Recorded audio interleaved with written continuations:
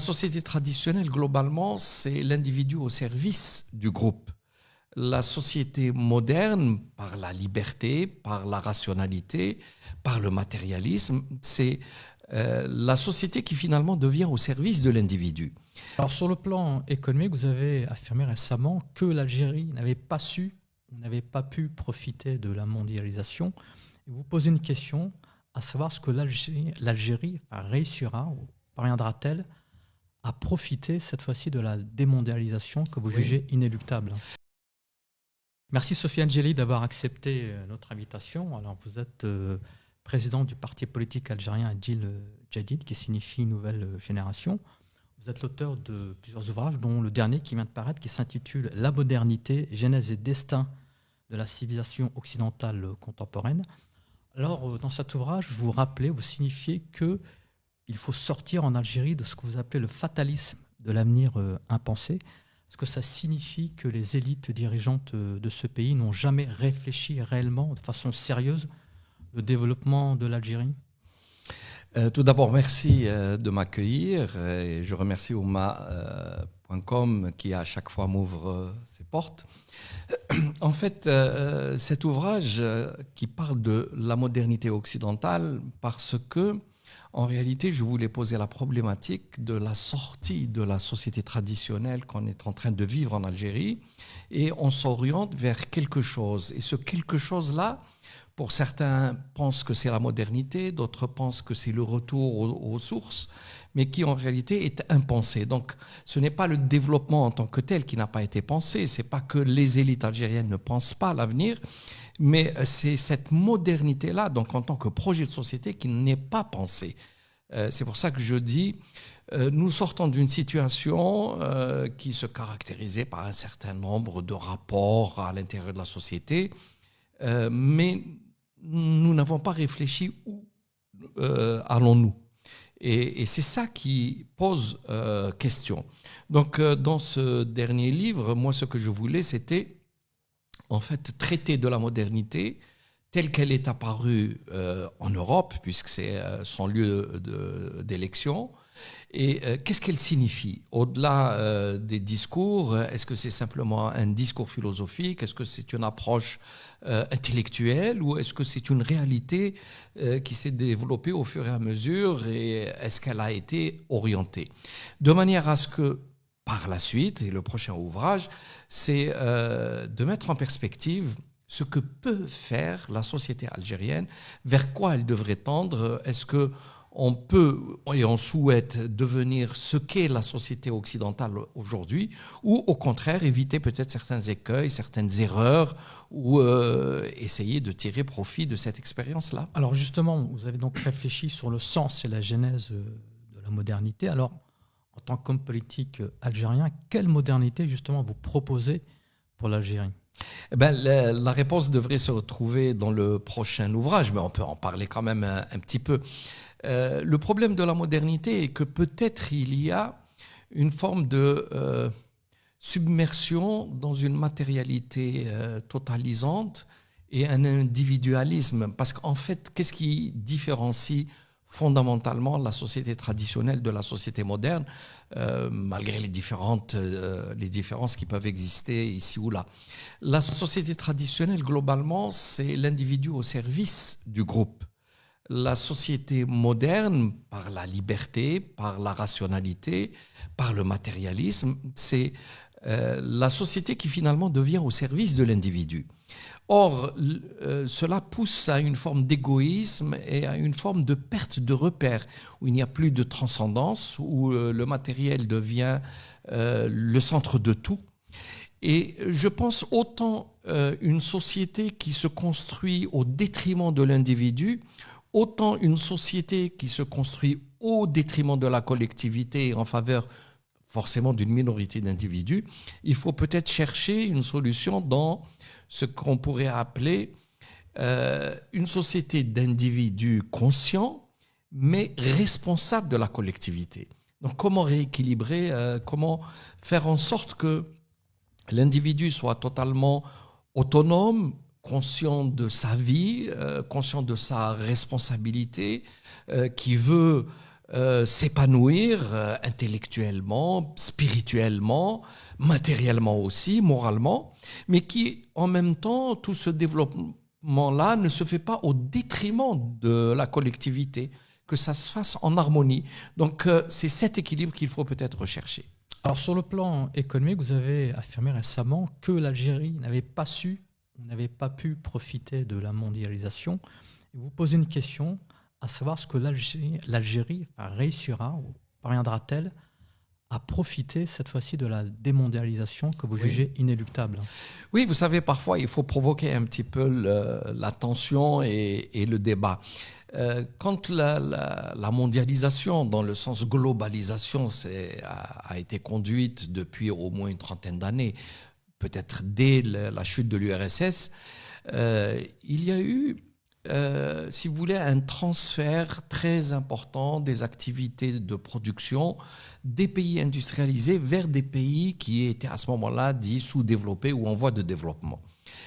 Or, l'Algérie, à ce moment-là, ne s'est pas ouverte. Alors, on peut comparer avec, par exemple, la Chine ou le Vietnam ou beaucoup d'autres pays asiatiques ou même ailleurs, et qui ont bénéficié de ce transfert de l'industrie, de la technologie, et ça leur a permis de former des élites, des ingénieurs, de devenir relativement autonomes dans la production, etc. Et puis, aujourd'hui, de concurrencer complètement les pays qui étaient industrialisés à ce moment-là, qui, eux, se sont désindustrialisés, puisqu'ils s'étaient orientés vers des économies de services plutôt, d'ingénierie financière, etc. Or, l'Algérie, depuis les années 80, 90, était rentrée dans un cycle de grandes difficultés, de violence dans les années 90. Et donc, on a raté le tournant de la mondialisation. Lorsqu'il y avait cette possibilité de s'ouvrir pour accueillir les investissements extérieurs et en faire un levier de développement, nous ne l'avions pas fait. Aujourd'hui, en 2025, il est évident que nous entrons dans une nouvelle phase qui est celle de la démondialisation.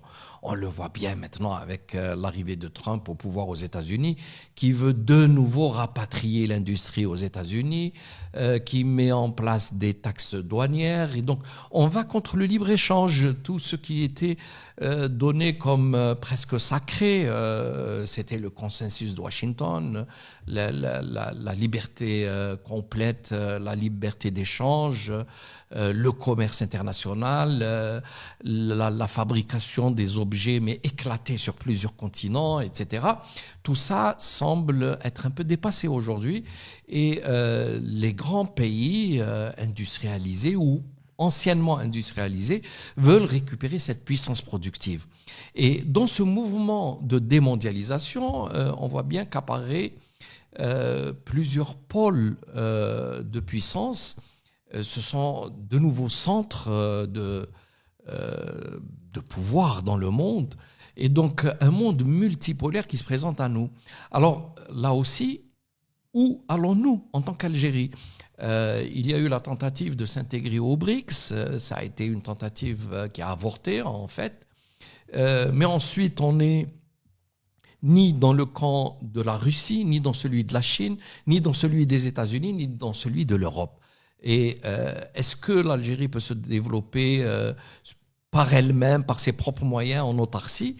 Je pense que la réponse sera donnée par tout le monde, qu'il n'est pas possible dans le monde actuel où on voit bien que cette technologie, les industries nouvelles, l'intelligence artificielle, etc., où sommes-nous? Donc l'Algérie doit faire ces choix maintenant. Nous ne pouvons plus bénéficier de la mondialisation puisque c'est un processus qui est en voie d'être fermé, fini. Mais comment allons-nous essayer de nous intégrer dans un monde multipolaire ? Justement, au niveau de la politique étrangère, alors quelle politique étrangère vous préconisez pour l'Algérie face à un environnement géopolitique particulièrement instable ?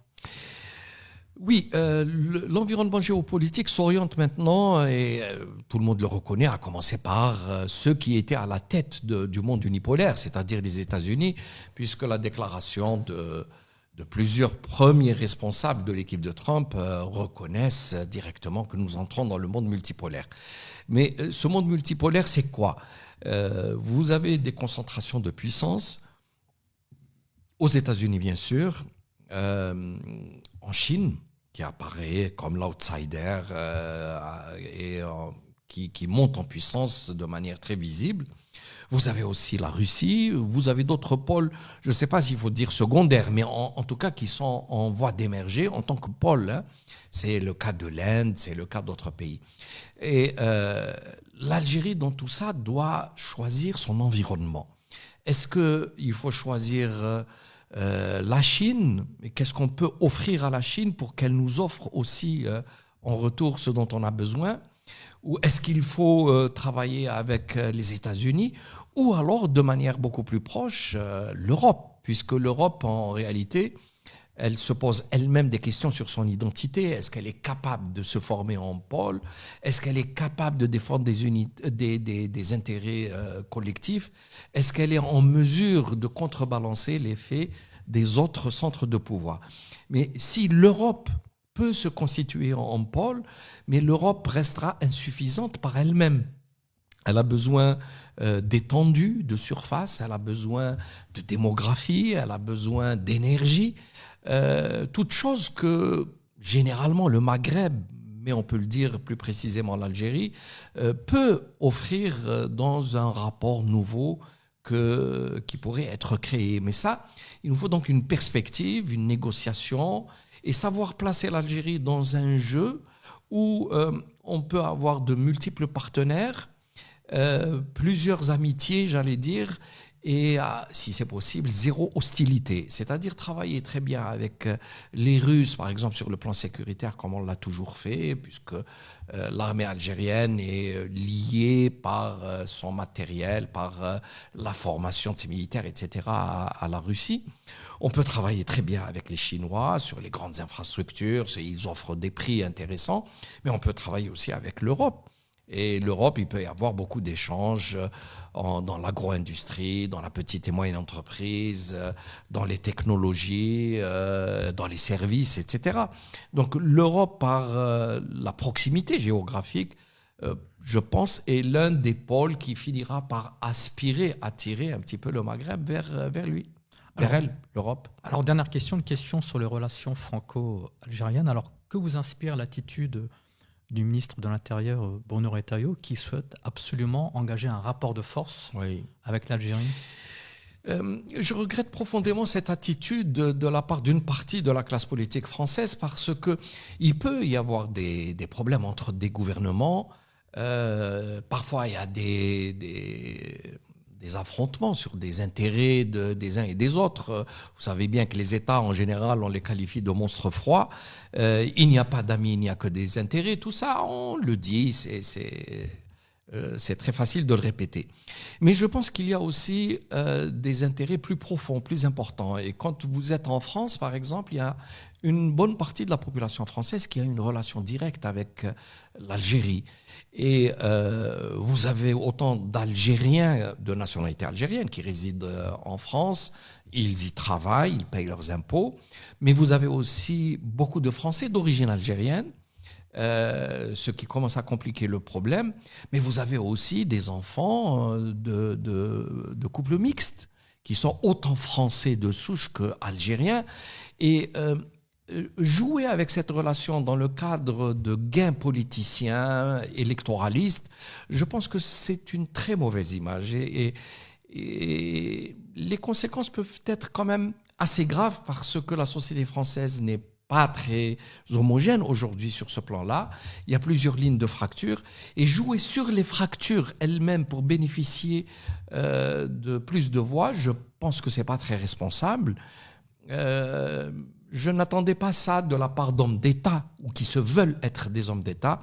Régler un problème de fond avec un autre pays, ça rentre dans les prérogatives de la souveraineté de chacun. Mais utiliser une relation un petit peu difficile, compliquée, pour des raisons historiques, humaines, etc., l'utiliser dans le cadre d'un gain politicien, je pense que c'est un mauvais exemple. Ce n'est pas à l'honneur d'un État de droit et d'une démocratie centenaire. Merci à vous, Sofiane Djellali. Merci à vous.